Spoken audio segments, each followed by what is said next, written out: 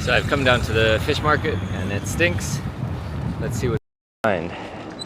As far as the eye can see in both directions, there are just these boats. And then out on the water there are many, many, many more.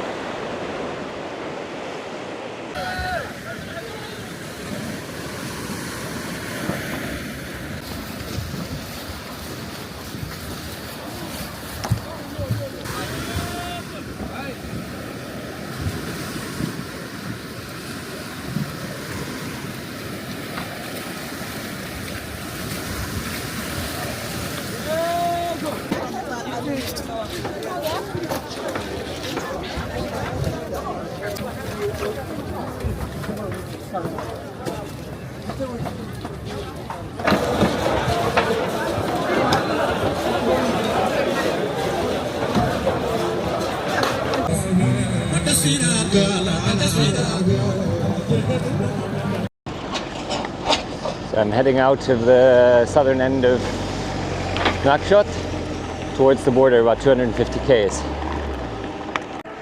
So here in the southern suburbs of Nouakchott, there's lots of camels and zebu, which is the prized cow. We're near the second largest camel market in Africa, so they're all being prepared to go to market. Look at all these bugs. I don't know what they are. So you can see I'm transitioning through the Sahel, which is the buffer region between the Sahara and the grasslands and forests beyond in sub-Saharan Africa. And there's more shrubs and trees starting to take hold.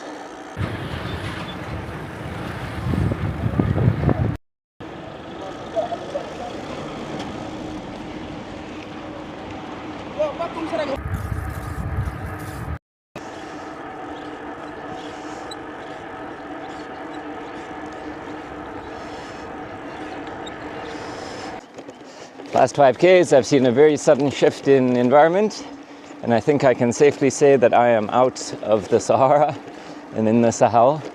So this is the marshland that separates Mauritania and Senegal.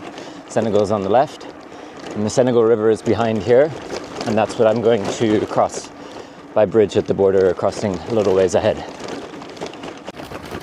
This is a big Pumba over here.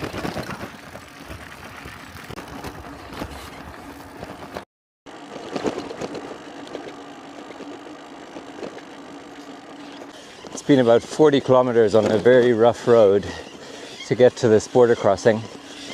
There's another border about 50 kilometers east of here called Rosso, which is a ferry crossing across the river, but is actually much more popular for cars. Apparently it's very corrupt though, and it's very difficult for cyclists to cross. So we're recommended to come here, but this road is just terrible. And I don't know what the history of it is. But I'm almost at the end, a couple of kilometers from the border. And then it's across a bridge. And here's the border. Should take less than an hour both ways. So this is the bridge crossing between the two countries. Took less than 5 minutes to get out of Mauritania.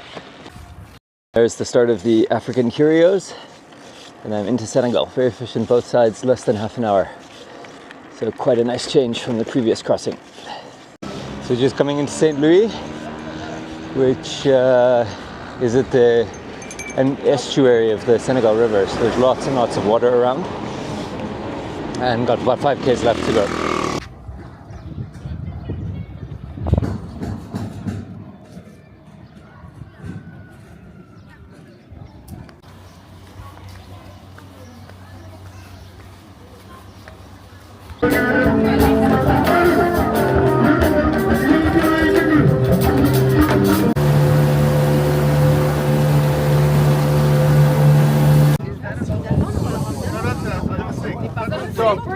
Talking, please.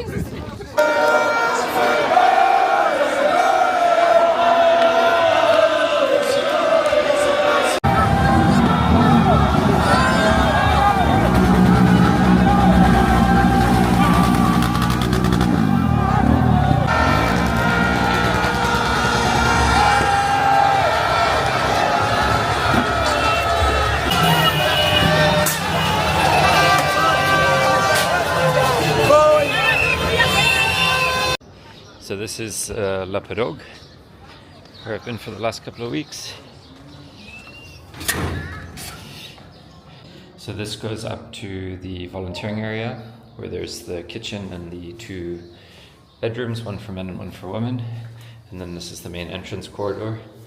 On the left is a classroom, and this is not for Talibé, this is for local kids, and the parents pay, and it's used to help defray the cost of the rest of the operation. And on the left here is a games room with donated games and books. The kids aren't allowed in here. And through here on the right there's another storage room, and on the left is the kitchen with all the toothbrushes behind here. And this is the infirmary where the nurses work. This is the kids' favorite room, which is the TV room. So there's often 30 plus kids sitting here watching cartoons. And this is also where they eat, on the floor. An extra classroom which isn't used, where my bike is now. And then down on the left here is the shower. So there's often a line of kids here waiting to go into the shower. And then out here is the place where they do laundry and brush their teeth and hang their clothes. And before I go, maybe I can just show you quickly what the street looks like and some of the shops. So this is Elage, and he's dishing so, which is like a yogurt, and you buy it in 15-cent increments, 100 ugia, and usually you can get it in oatmeal in this bucket. And then these tables are usually accompanied by women who are either selling vegetables or making oatmeal. And this is the local mosque, which does the call to prayer at 5 o'clock in the morning every day, and I'm just on the other corner, so it's very noisy.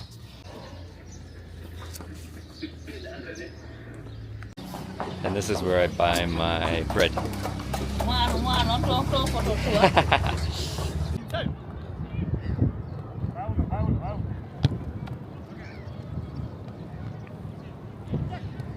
This is the local beach where they play football, and we played with the Talibé. And unfortunately it's also the local dumping site for household refuge and sewage for houses that don't have toilets.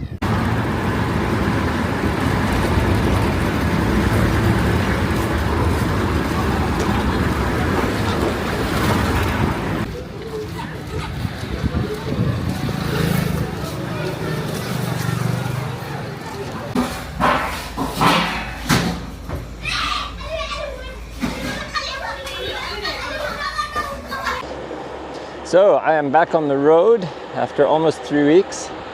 The driving here is absolutely crazy, so I'm going to try to stay on secondary roads. So instead of taking Route National 2 south to Dakar, I'm taking Route National 8, which is parallel closer to the coast. But hopefully I make it in one piece. Let's see what Senegal has to offer. Now this feels like Africa. I am riding through a field of trees and hoping my tires don't pop.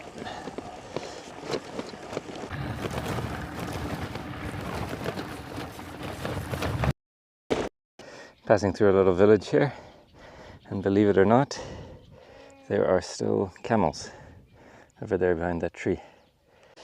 And this little goat is trapped in the middle between all these thickets of thorns and cacti. Oh, no, you can get out.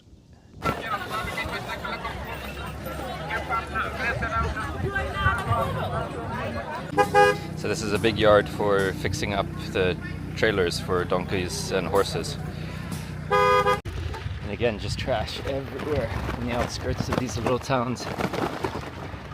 And little mosques, of course.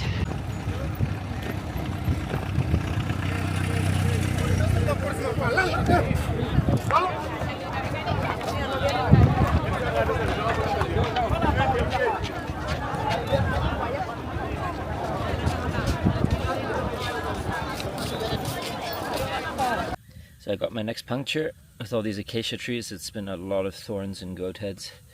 So trying to get this patched up. This is usually my favorite sign, but let's see, that looks pretty extreme. Crest of the hill. And no, definitely not 90%. So rolling down National Road 2, and there are so many baobabs, and some fairly big ones. It's very cool to see.